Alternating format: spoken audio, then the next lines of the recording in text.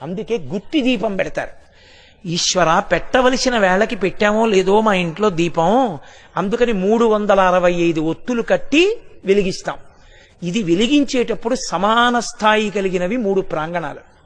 1 దేవాలయం, 2 నదీ తీరం, 3 మఠం. మఠం అంటే ఇదిగో ఇటువంటిది మఠం. హీనపక్షం ఇంట్లో.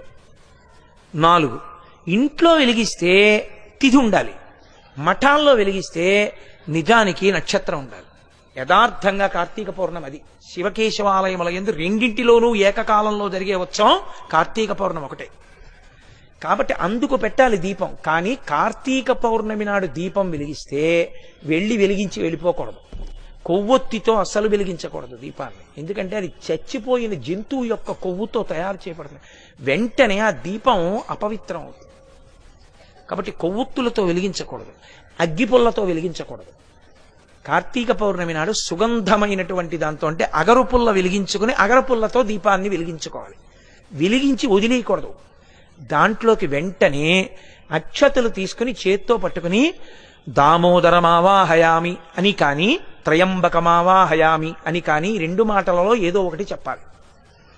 అంటే దామోదరుణ్ణి కానీ త్రయంబకుణ్ణి కానీ దీపం మీదకి ఆహ్వానం చెయ్యాలి.